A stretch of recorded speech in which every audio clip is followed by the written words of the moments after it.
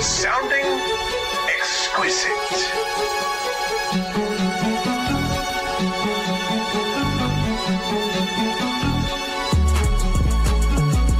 Oh shit, we back again. What's up, what's happening? Come to the party and bring a friend. Fuck it, I'm bringing 10. Ooh, trying to chat a 10. Big boy trying to chat a 10. She said I was catchy. I said, yo, tap him in. Touchdown! Double cup, wow, I stuck smile when I puff loud. I touch clouds, catching touchdowns in my mind now, cause I'm zoned out. On a porch couch in the cloud. 2 coughs and I'm back now. 2 coughs and I'm packed out. Somebody give me a drink before I gotta sit down. I'm making hits now with a smooth style. Oh yeah, what's up everybody? It's your boy Riley Puddin' Peters coming to you live with, well, it's Halloween, so I've got someone masquerading as the doctor. That's Jack Lee in place for the Dr. Preston Rowe. It is the Halloween edition of the Trash Talk Tailgate. I've got some candy for you guys. You're here to learn football from a dude dressed like Chewbacca. Welcome to your night. What's up, Jack Lee? How you doing? I'm doing pretty well, Dr. or Mr. Puddin' Peters. We have no doctor today, but that's not going to stop us from doing the thing that we have to do. I'm going to put this little dancing skeleton here. It's Halloween, and it may be a spooky night, but it's going to be a poppin' weekend in college football. Man, Memphis has already scored a touchdown. Kind of expect that. That's just a crazy game. I didn't even want to talk about it. It's just crazy, man. Memphis, that's a very powerful team powered by Ryan Silverfield. That's an alum of Hampton-Sydney College. It's kind of fun. Shout out Hampton-Sydney. 3rd team unranked in the D3 college football. Yeah, D3 college football, dude. They're actually doing something. They're winning games this year. All right. So, first game on the list for tomorrow, we have Penn State versus Ohio State. This is a game that week 1 of the college football season, week 2, week 3, all the way up until a few weeks ago, really, this would have been a marquee matchup. This would have had commercials galore. You would have known exactly what time this kicked off. It would probably not have been a 12 p.m. game. It would have probably been a 7 p.m. game 3 weeks ago. But we have the Ohio State Buckeyes versus the, in the coaching limbo, Penn State Nittany Lions. I mean, off paper, I feel like this is going to be a big Ohio State win. Jack Lee, what do you feel? It's going to be a dominant Ohio State win. I mean, Drew Aller, everybody knows, is a fraud, and Ohio State churns out receivers like no other school. So I think it will be up to the Penn State defense to step it up, but because their offense isn't going to be there, the Ohio State's defense, I mean, there's a reason they're ranked number 1. Absolutely, dude. I mean, Matt Patricia, the defensive coordinator from Ohio State, Dr. Preston has said it. I've said it. Jack Lee just said it. That defense over there in Columbus, Ohio, is intimidating. They are smothering. They don't make mistakes. They're not going to give you anything easy. You have to earn every yard, every inch. I mean, it's tough sledding. And like you said, Drew Aller has become a fraud. We talked about it at the beginning of the season. They had a lot of guys returning, but their team relied on this quarterback that was a question mark. And like a few other teams in college football, we have seen that question mark get bigger and bigger. I completely agree. I mean, again, Drew Aller up against one of the best defenses, some of the best pass rushers in college football. I mean, I could name a list of names, but I mean, Caden Curry, he has 7 sacks on the season. He's got 23 solo tackles in this season. Yep. He's going to be coming after Drew Aller, and honestly, he's going to have to watch out. I forgot Drew Aller has a broken ankle, so it's not even Drew Aller. It's their backup, Grunklemeyer. What a name. Grunkemeyer. That name is so spooky, I can't even say it. How long has Drew Aller been out? Like 2 weeks. I forgot about that. And you know what? It hasn't been tell. said. Maybe it has been said. Maybe it hasn't. But Penn State keeps masquerading like they're a football school. Penn State is not a football school. Penn State is not an Ohio State, and they never will be.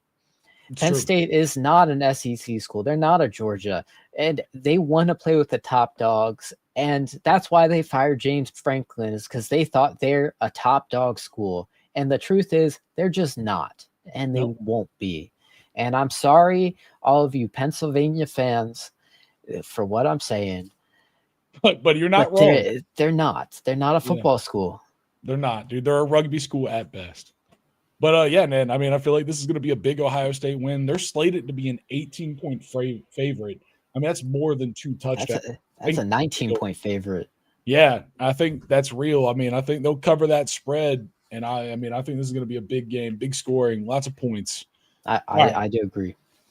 Moving on, we've got the first of the marquee matchups of this week. And this one, I may be stretching to call it a marquee matchup. But in all fairness, it's the number 20 Texas Longhorns versus the number 9 Vanderbilt Commodores. Diego Pavia versus Arch Manning. The one that everyone wants to be the king versus the grizzled, chiseled veteran winner. I mean, I don't know how to feel about this matchup more than I feel like Vanderbilt, they've got to be wary of the upset. Yeah. I don't know. I don't think there's going to be much of an upset coming from Texas. Arch Manning's really struggled. Sarkisian really didn't develop a second quarterback, and looked where that left him, or look who left him. So we eventually will talk about Miami, but like Vanderbilt looks really good, and Diego Pavia has helped to bring that team to a generational record of 7-1 in their first 8 games for the first time since 1941. 1941. That's crazy. 1941 was when my grandfather was basically playing college football. Yeah, dude. I mean, we were fighting a world war when Vanderbilt was this good at football last. I mean, it's those kind of stats that make you go crazy. I'm sorry. Yeah. My great-grandfather was playing college football. Not my grandfather. That's how long ago 1941 was. Oh, yeah, dude. My granddad was born in 1940. Hey, what up, Mo? Good shout. But, it's a spooky Halloween matchup for Texas, because I think you're right. I do worry about Vanderbilt for the upset, because listen, you got to be worried about the upset at this point. Every team that you're going to play is going to give you their best shot. But I think you're right.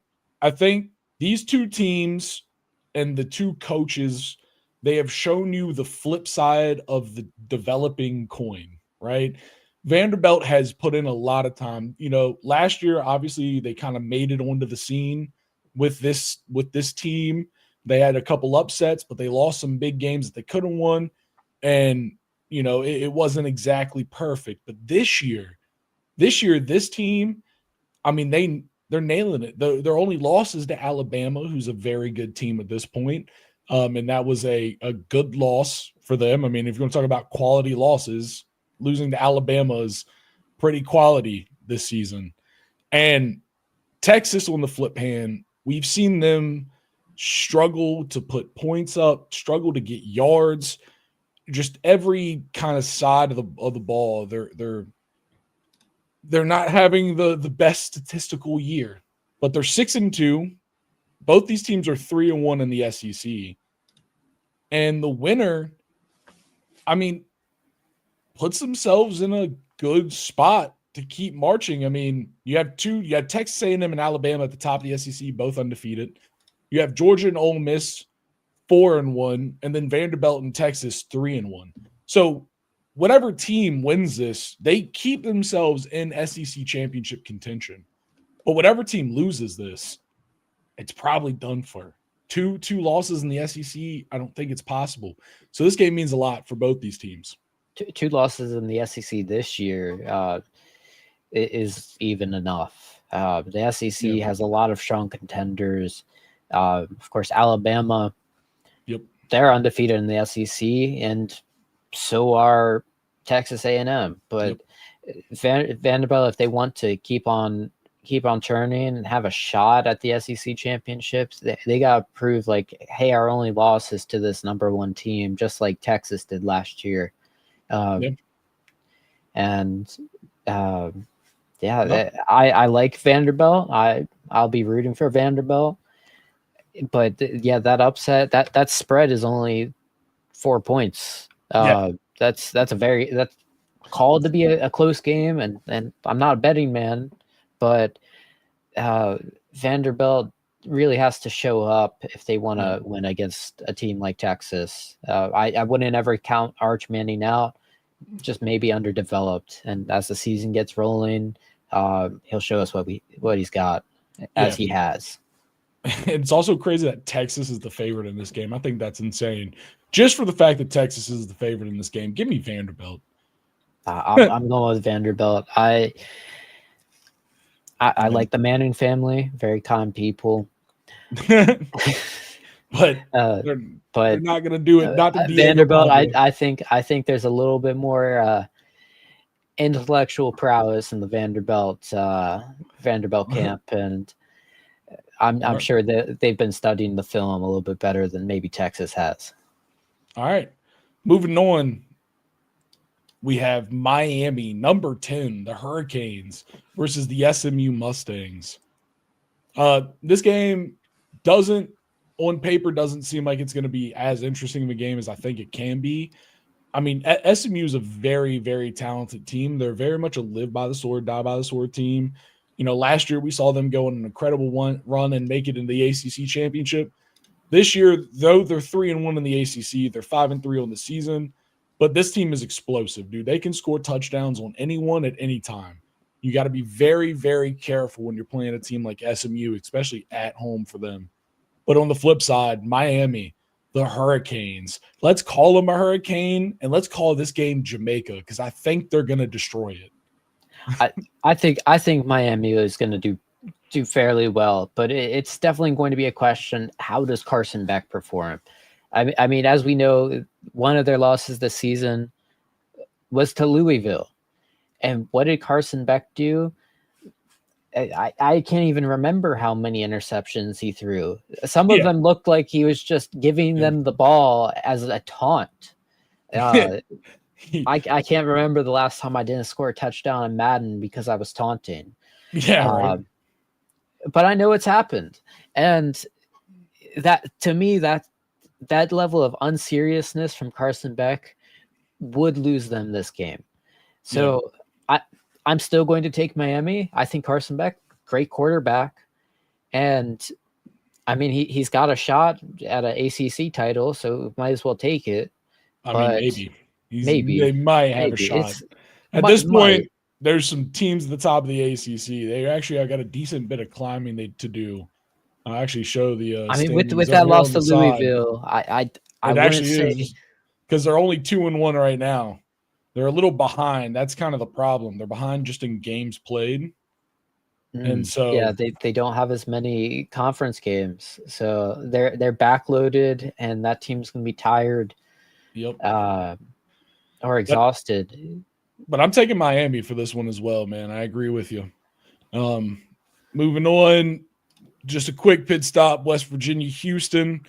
I mean, West Virginia this year is a very underperforming team. You expect to see a lot more out of an organization like the University of West Virginia. But on the other side, Houston is as high octane as they always want to be. That's for sure. So I'm going to take Houston on this one. How do you feel? I think Houston's just a simple choice. I mean, just looking at their records, it's an easy choice. This isn't really; these aren't teams that I typically watch. Exactly. Who watches the Big 12? It's all a bunch of teams that look exactly the same. That's the problem. They're just all the same team. The Big 12 really is all the same team. As we like to say, that's what NIL has done. They are the Spider-Man meme, as me and Dr. Preston like to say. All right, speaking of Dr. Preston, there is a game down there in the low hills of Virginia in Blacksburg as the Virginia Tech Hokies take on the Louisville Cardinals. This is a very I think Louisville is going to kick the shit out of Virginia Tech. I'm not even going to I was going to try to be cool about it, but I can't be. I think this one's probably going to be pretty rough. I would agree. Louisville looked very good, very strong team. They took Virginia to double overtime. Yeah, they took and UVA looking like a much better team than Virginia Tech this year. And I'm sorry for the Hokies, but that's just the reality. Being 2-2 in the ACC. While we're here, and since I don't have Dr. Preston to jinx it, you're welcome, Preston. This is a Virginia Tech team that is potentially, if you are to believe the rumors, on the verge of hiring James Franklin.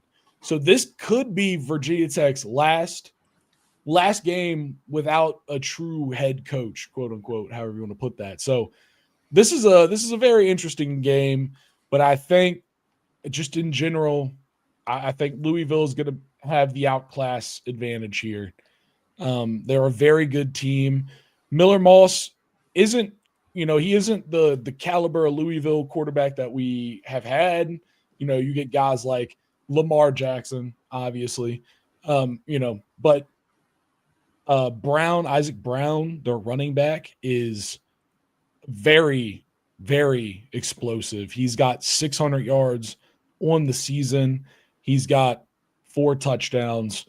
I mean, they can run the ball with anybody. They ran the ball on Miami, and Miami, we've talked about it a million times, are chock full of NFL bubs, NFL linemen on both sides, and they had a time running against them. So I'm going to take Louisville on this one. I think Louisville's an easy choice. I'm sorry, Dr. Preston. But I've seen what players will do when they don't respect their coach. And even if they respect the game, if they don't listen to their coach, they're not going to be able to turn out wins. And to lose a coach or get your coach fired because you're playing that terribly, it's bad. It's bad. And Louisville, much better disciplined team. They're going to walk all over the Hokies. Yep. All right. Well, speaking of people being sad about the next game we talk about, let's take a trip out to Maryland. College Park, Maryland's going to host the number 2 Indiana Hoosiers. Now, listen, Kurt Signetti, here we are again. We're talking about the 8-0 Indiana Hoosiers. We're talking about a team that 3 years ago, if I told you Indiana was a quality football team, you'd have laughed me out of the room and I'd have told you to do it. But this year, Kurt Signetti, the $11 million coach, and this Indiana team have put together a run that is going to be generational. And for Maryland, I think they found the young quarterback of the future. I'll say that. But besides that, this is a team that's building. They had a very good team. They had a good season last year, and they lost a lot of people, and now they're trying to build that up again. And for schools in this caliber, like the Maryland, middle of a group or middle of the Power 5 conference teams, those rebuild cycles are real. It's a multi-year process. You got to get guys in. You got to start training them. You tend to have guys that stay around longer at those schools, but they just aren't as good. They're not going to get balled out, but that goes both ways. You have time to develop them and see them grow and that's where they're at. But I think this is going to be an Indiana game. And for Maryland's sake, I hope they don't hang 50. Well, for one, I can assure all the other Terrapin fans, if there are any, listening, that Maryland won't be completely blown out. If it gets bad, it'll get bad in the late second quarter or the second half. Maryland might even be up going into halftime, but Indiana will walk away with it. That's just how Maryland has played in like historically, and especially in the past few games where they were undefeated going into the end of September, and October was spooky season for them, and they haven't won a game.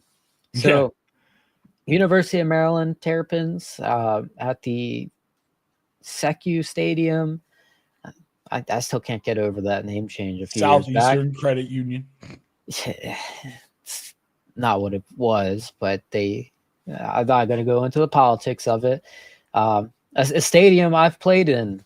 Nice. Yeah, it was 19 degrees outside, so that was not fun. I came back to my phone, wouldn't even turn on. It was so cold. I think when that stadium is packed, I mean, there really isn't anything special to it. Maryland's crowd, not going to be able to get them going. They're used to upsets at home, and this isn't even an upset. So this one's Indiana all the way. Although a Maryland upset wouldn't put it past them, but unlikely. I don't know. Unlikely. This would be a hard one. Like 20%. I mean, Indiana, the lowest amount of points they've scored this year are 20 to Iowa. Besides that, they've scored 50 plus in 4 games, 30 plus in 6 games, and 20 plus in every game. That's insane. That production is insane. Yeah, it's all up to Malik Washington and just the Maryland defense. So we'll see, but I'll take Indiana. All right. Unfortunate. Going down to Florida. Gator territory. Florida. It's Gator territory. Do the Gator stomp. Georgia versus Florida, another team that doesn't have a head coach. Florida Gators. The Georgia Bulldogs. I mean, this one, I'm going to take Georgia, man. Florida's had a rough year. This is another week where they're facing an opponent that's probably going to be bigger. I mean, Georgia has a player on their team who has the highest number of tackles in the SEC. That's impressive. And a Florida offense going up against that level of pressure, I don't think they'll be running the ball very far. Yeah. Oh, while we're here, Big Dog, you're right, dude. It's spooky season, and the aliens did replace Preston. They came down. We have aliens. You got one from the front office. Yeah, it's the aliens' attempt to replace Dr. Preston. They were like, no, this one looks exactly like the other. But all right. Back to it though. Georgia, dude. The Bulldogs, they have a fantastic team. Obviously, Kirby Smart's one of the best coaches in college football. Their only loss, just like Vanderbilt, is to Alabama. And Florida is just another stomp in the way, unfortunately, this year, especially, man. I feel like DJ Lagway is going to be feeling the pressure. Without a head coach, I'd be surprised to see Florida really even compete because it's going to take a high level of coaching. You know, when you're playing someone like Kirby Smart, you got to be wary. Oh, wait. Is that what I thought it was?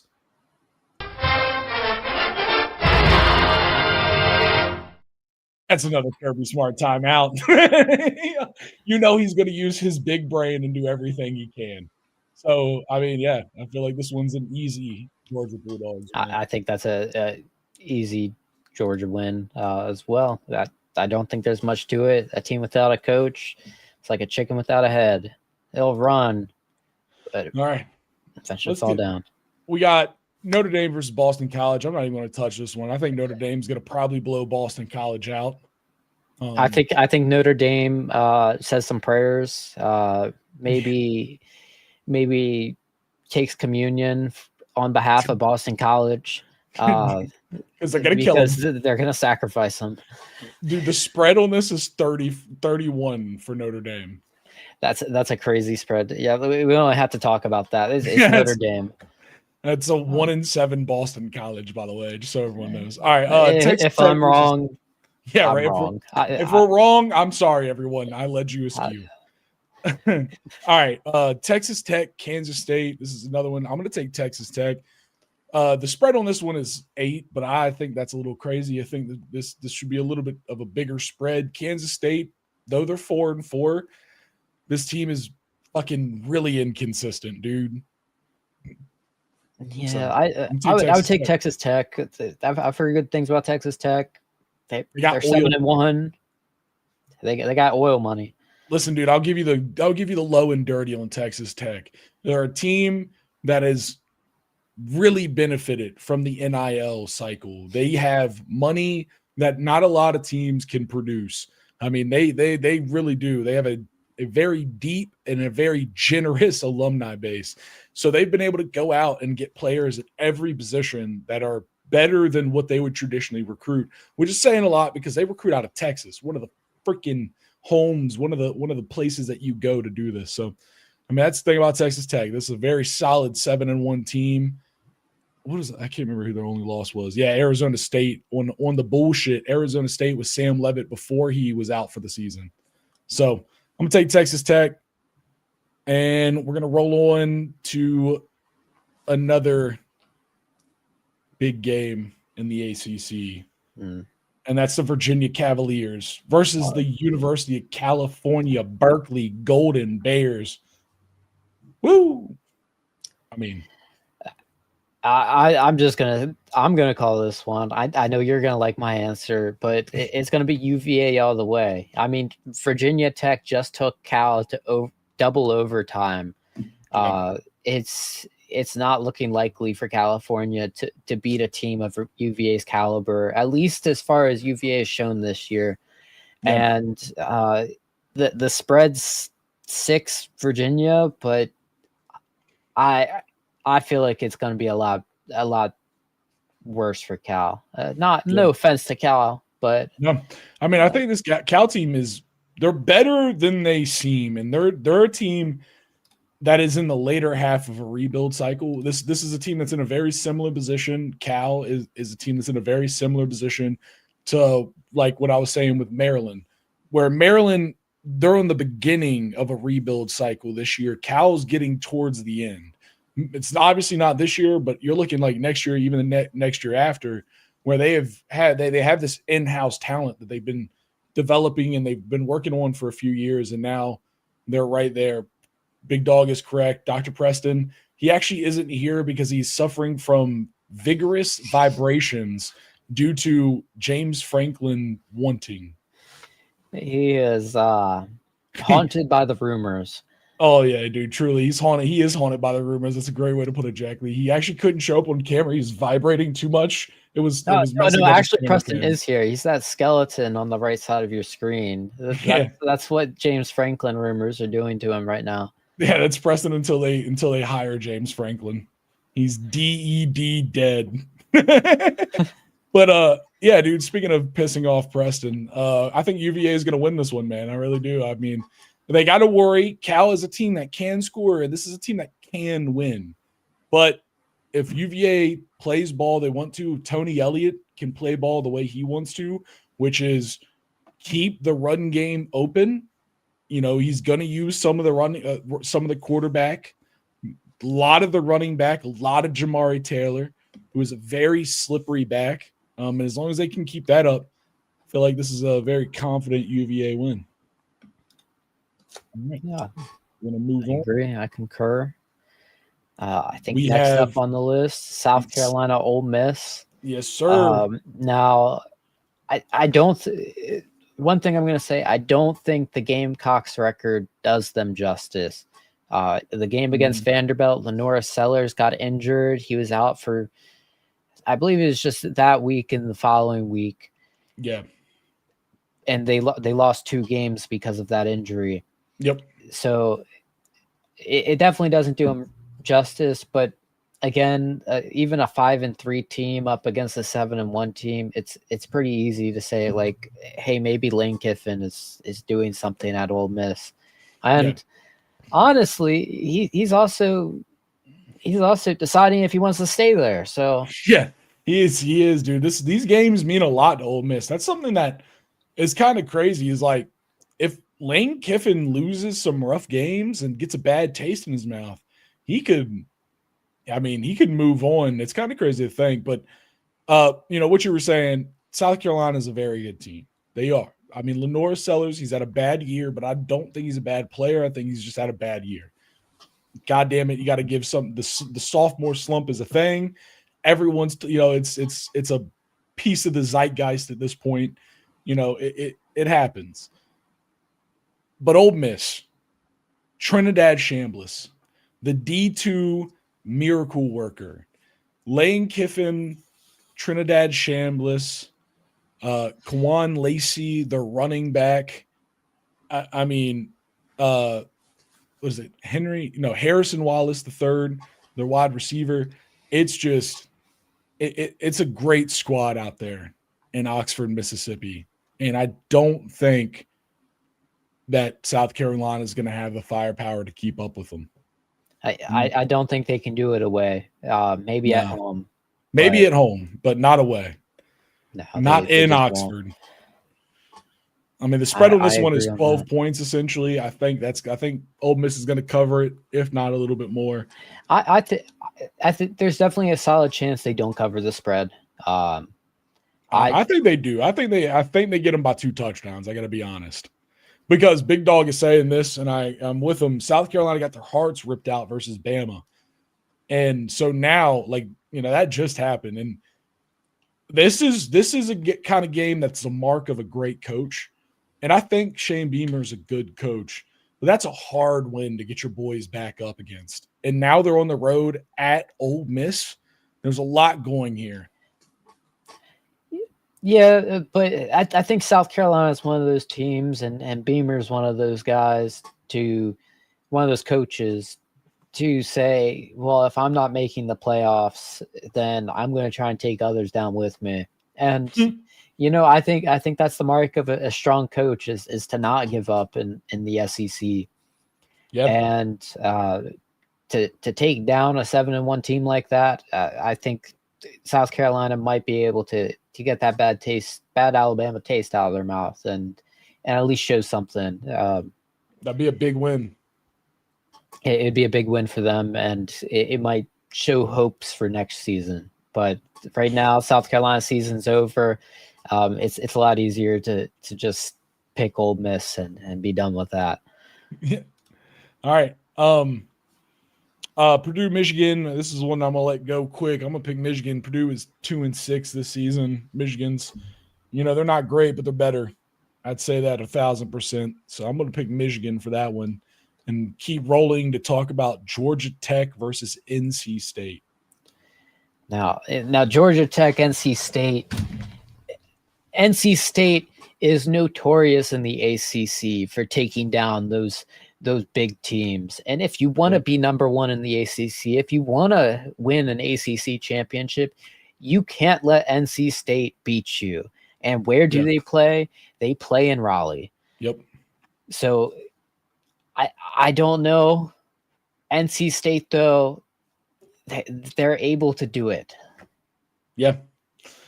I mean, NC, as a Clemson fan, I will tell you, NC State is one of the scariest matchups. It doesn't matter what their record is. They come and they play at the highest level they can against the best opponents. I mean, that's just a fact. They will play, they are a team that plays up and plays down. If you're a good opponent, they're going to give you your best shot. If you're a shit opponent, you're probably going to beat them. And with all that being said, I'm going to take Georgia Tech because I think Brent Key and his massive balls of gold, of Georgia Tech gold, I swear to God, that man is unfuckwittable.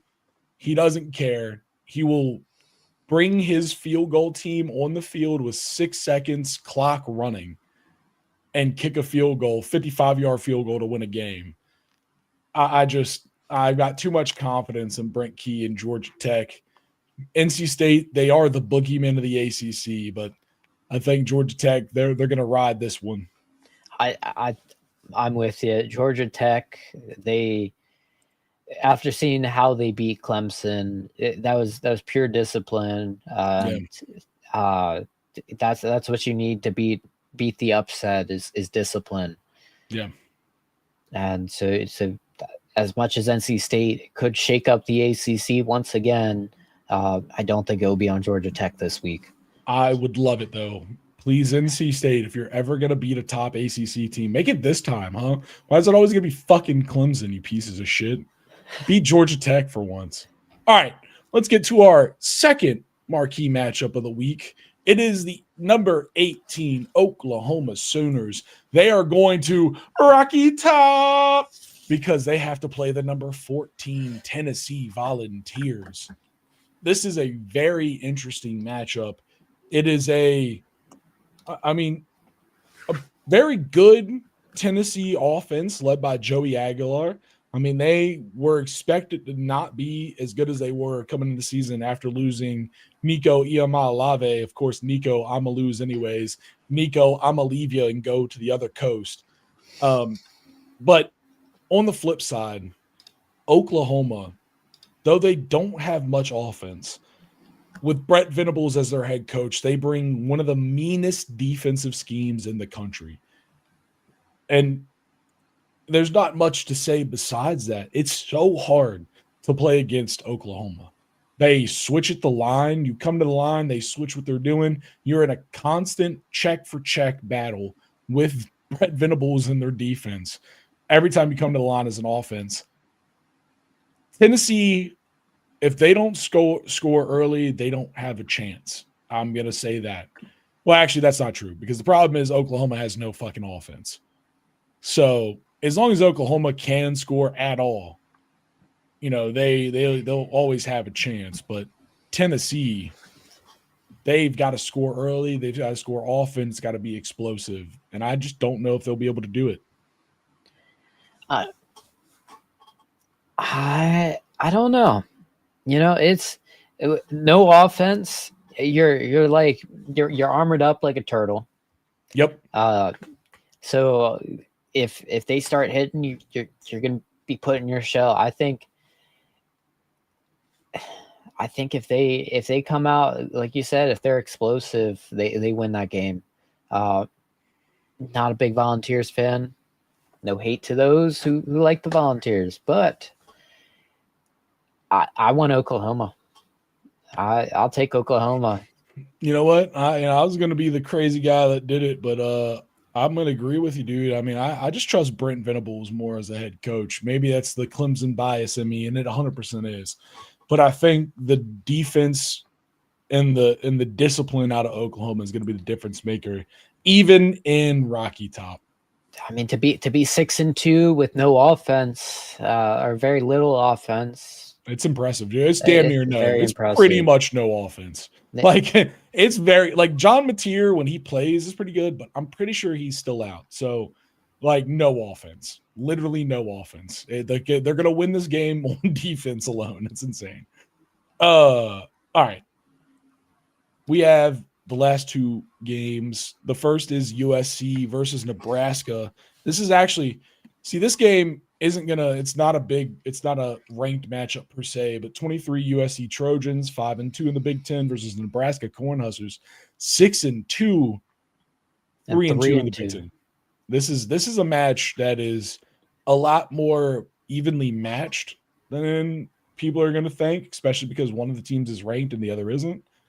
I'm going to take Nebraska, dude. I haven't really looked too much into Nebraska's defense. But Malik Lemon, one of the best wide receivers in the league right now. He is. And I'm going to have to say, like, if just judging by those numbers, those season leaders, if your best number of sacks is 2, Malik Lemon will find open field and be open for who's their quarterback. He'll be open. Yeah, he'll be open for Miava. He's He's that guy. He is. But on the flip side, Nebraska has Emmett Johnson, 837 yards this season in 8 games. And Dylan Raiola, that is Patrick Mapartments. He's the wannabe Mahomes. He's the Mapartments. But I feel like the running game with Emmett Johnson is really going to be it. Lincoln Riley, I'm going to do my best Dr. Preston impersonation for this one.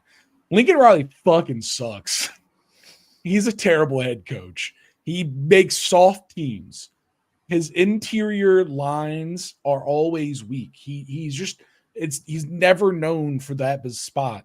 And Nebraska is going to be able to abuse it. And that's on my words. I'm going to take Nebraska.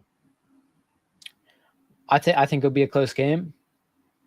But definitely going to take – I'll take USC. Nice. Oh, yeah. USC is the significant favorite. Yeah. I'm being crazy picking the hella underdog in Nebraska, but I just don't trust Lincoln Riley. All right. And the last game for college football, this is the last marquee matchup. Cincinnati versus the Utah Utes. This is the Kelsey money versus the no Mormon money. This is the college game day of the week. And I mean, okay. First off, before we talk about the game, do you think the field goal kicker will make the field goal on college game day? I mean, I hope so. I always enjoy it when they do. I hope they do. I hope they do. Tired of seeing shanked kicks. Leah, to answer your question, Preston got abducted by aliens. I'm not really sure what happened. I tried to save him. The tractor beam they pulled him up with was pretty strong. He got sucked out the Florida Panhandle. Yeah, dude. I mean, they got him right out of Florida, dude. I mean, they love Florida. They tried to get a gator. They got Preston instead. I don't know, man. It was crazy. They tried to get a Seminole too, but they were nowhere to be found. Yeah, they were all hiding. But yeah, I mean, this is an interesting matchup. Utah is the significant favorite here, and I feel like, I mean, Utah is a very good team. They've got 2 losses, one of them being to BYU in the Holy War, the other one being to Texas Tech. If you're going to have 2 losses as a Big 12 team, those are the 2 losses you want to have. I mean, Utah's a very good team, but Cincinnati, I feel like Cincinnati is kind of sneaking up and they're going to be on everyone's radar here in a few weeks because Brendan Sorsby, their quarterback.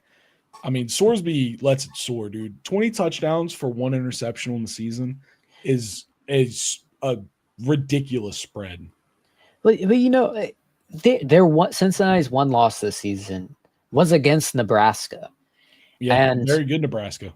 It was the first game of the season too. Yep.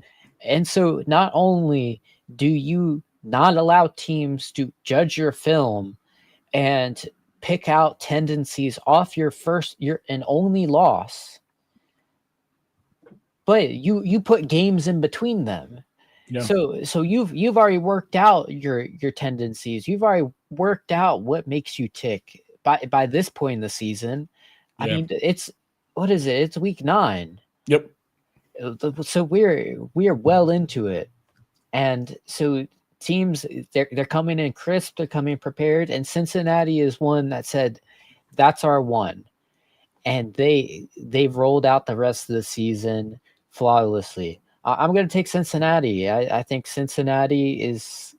I think Utah is just going to come up a little bit short. They have 2 losses, even if those are in the beginning of the season.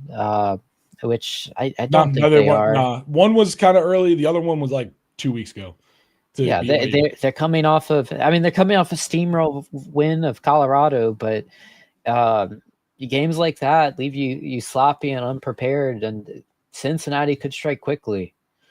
Yeah, I mean, I'd definitely be.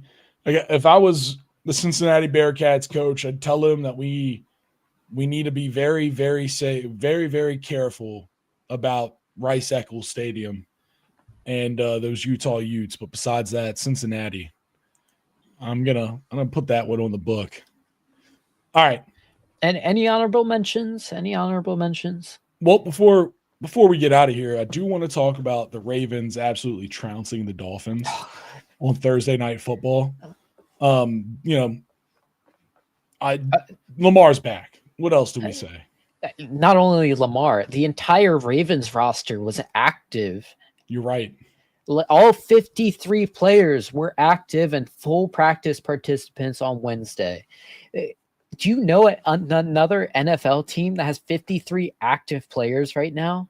I mean, do you know another NFL team that's had as many injuries as they have going in and now are full active?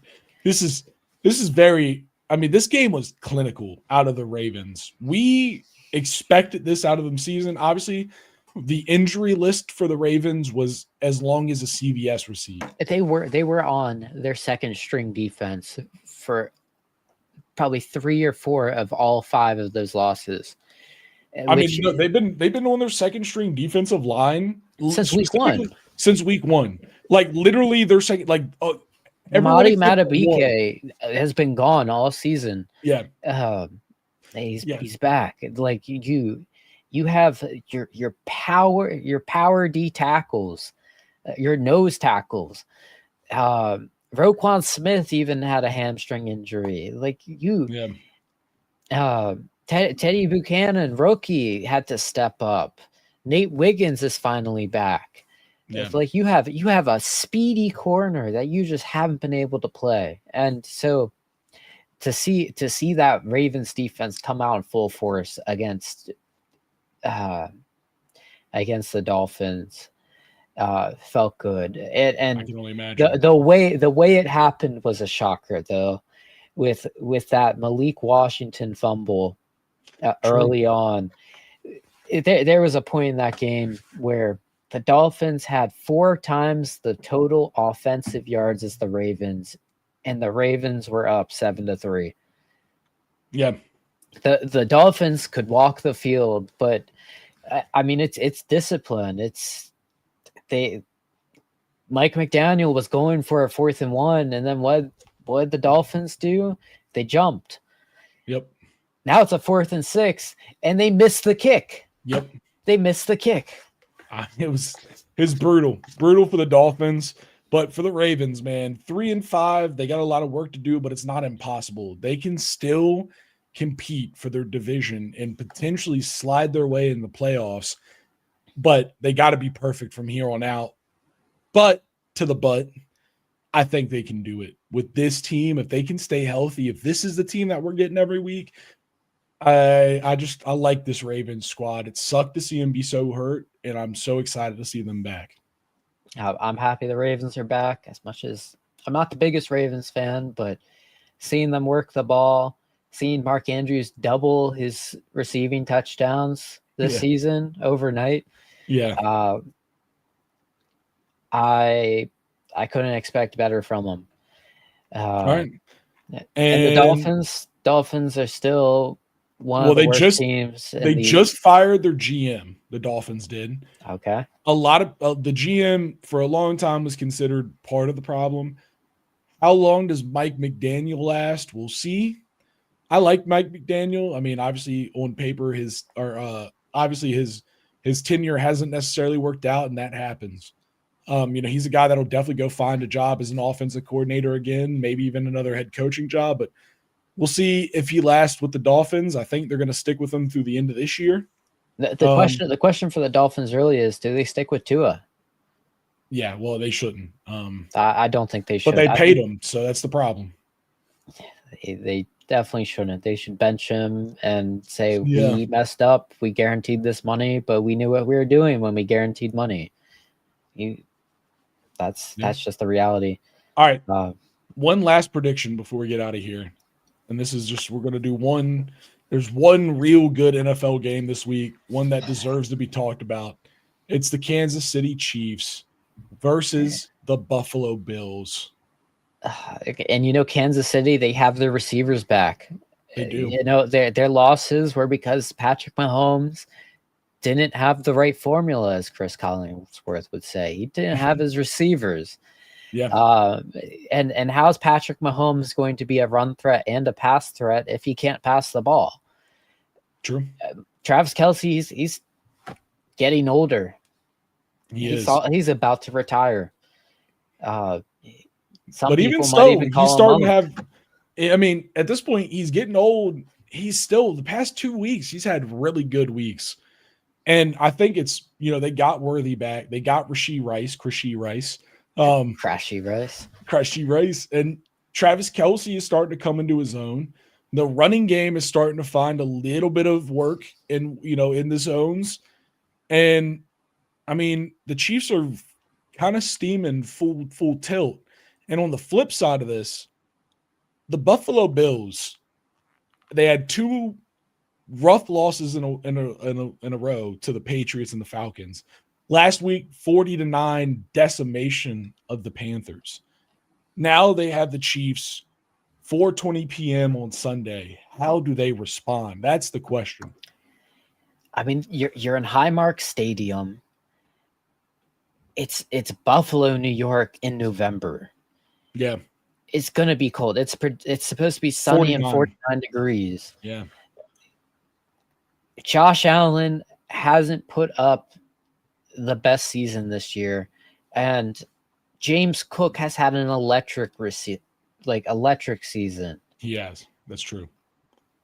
I don't know, but the game's not going to be won by Josh Allen. No. The game will be won by James Cook. Yeah. As much as I hate it for my fantasy roster, now I got to look at what the Packers are doing. Jordan Love had a great week last week, but they're playing the Panthers. I'd take them. Pacheco's out. James Cook is in. I might have to take Jordan Love on the Panthers. You might. And yeah, Josh Allen against the Chiefs. Yeah, that's. See, I'm going to take the Chiefs here. I hear you. It's going to be a James Cook game. You're 100% right. I think Steve Spagnuolo will find a way to make sure James Cook doesn't beat them. And it's going to be left to Josh Allen to make some plays. And I just don't think I think this is a game where he has his come to Jesus moment where he flips the switch for the rest of the season. But I think this game, he's going to have a bad time. I'm going to take the Chiefs. It's the Haley Steinfeld versus the Taylor Swift game. The Brittany Mahomes versus Haley Steinfeld game. My big question is, do they hang out? Will they hang out at the game? I don't think anyone wants to hang out with Brittany Mahomes. I got to be honest. Now, Josh Allen can do almost anything. The man got Haley Steinfeld to move to Buffalo. Yeah. So I'm going to take the Bills. Yeah, I think it's a reasonable decision. I think it is too. No, these are 2 very good teams, man. This is a coin flip. It truly is a coin flip. What is ESPN rate the odds at? Kansas favorite to Kansas City. Yes, slight favorite. I think they're right, but I mean I think it's even closer than their analytics. Yeah. I think your pick's good. All right. Well, no, I think they're right on the odds, but I'm picking Buffalo either way. I think that's it, folks. We have done it. I appreciate everyone for tuning in, for commenting throughout this whole thing. We appreciate you for being here with us. Me and Jack Lee, my stand-in for the doctor. The doctor appreciates you all for watching. I know he does out there on that alien spaceship in space. But for this episode, we're going to tune out. We're going to clean up, and we're going to get out of here. But please drop a like on the stream, comment, subscribe to the Trash Talk Tailgate on YouTube. Go follow us at Trash Talk Tailgate on all social media platforms. We're posting all the time on there. Please interact with that stuff. And most importantly, tell somebody about the Trash Talk Tailgate today. But we're going to clean up and get out of here, y'all. Peace.